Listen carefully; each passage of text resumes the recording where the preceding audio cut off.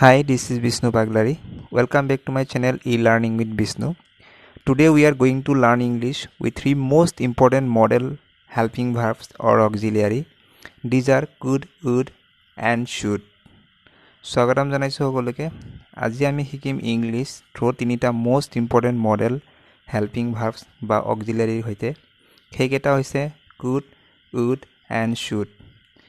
যদিহে আপোনালোকে আজিৰ এই ভিডিঅ'টো পৰা অলপ অলপ কিবা উপকৃত হয় তেন্তে ভিডিঅ'টো লাইকস শ্বেয়াৰ কৰাৰ লগতে চেনেলটো সাবস্ক্ৰাইব কৰিব আৰু ভিডিঅ'টোৰ ডেসক্ৰিপচন বক্সত আপোনালোকে এই ভিডিঅ'টোৰ PDF ফাইল পাই যাব যদি ডাউনলোড কৰিব বিচাৰে ডাউনলোড কৰি ল'ব পাৰিব সো আজি বিষয়টো হ'ল could, would and should. So could, would and should are the model auxiliaries that indicates the ability, request, advice, permission, suggestions and possibilities. So could, would and should hold model helping verbs বা auxiliary. এই ভাৰ্ববোৰক আমি কাৰোবাক request, advice, permission, suggestion দিবলৈ ব্যৱহাৰ কৰোঁ। ইয়াৰ উপৰিও could, would and shouldৰ বিষয়ে জনাৰ আগতে আমি জানিব লাগিব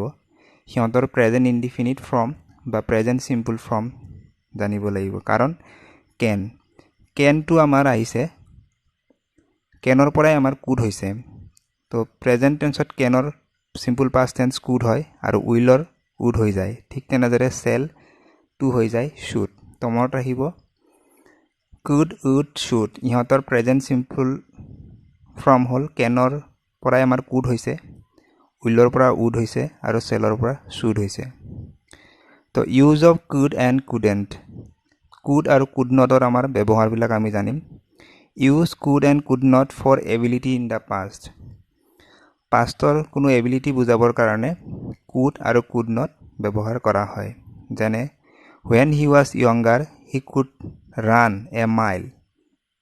in 7 minutes now it takes him 20 minutes যেতিয়া তেওঁ ইয়াং আছিল তেতিয়া তেওঁ 1 মাইল ৰান কৰোতে লাগিছিল 7 মিনিট কিন্তু এতিয়া তেওঁৰ লাগে 20 minutes তো number B last year he could not speak English very well but now he can last year তেওঁ ইংৰাজী ভালদৰে ক'ব পৰা নাছিল কিন্তু এতিয়া তেওঁ পাৰে তো 2 number use could for possibilities in the future futureৰ কোনো possibility বুজাবৰ কাৰণে আমি could ব্যৱহাৰ কৰোঁ example do you have any idea for our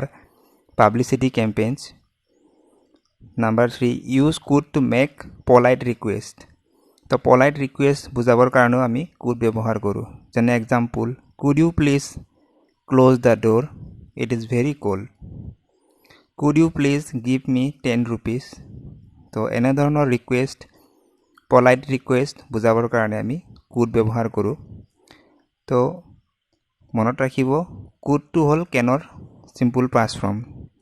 তাৰ পাছত আহে use of would and would not তো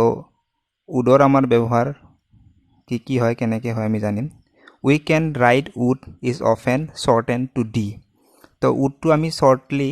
d হিচাপে ব্যৱহাৰ কৰিব পাৰো d লিখিলে আমাৰ shortly would হৈ যায় use would and would not to use would and would not to talk about unreal or unlikely situation unreal আৰু unlikely situation বুজাবৰ কাৰণে would আৰু would not ব্যৱহাৰ কৰা হয় যেনে example if I were the president of my country I would make lot of changes যদিহে মই মোৰ দেশৰ প্ৰেসিডেন্ট হলো হয় তেন্তে বহুতো চেঞ্জেস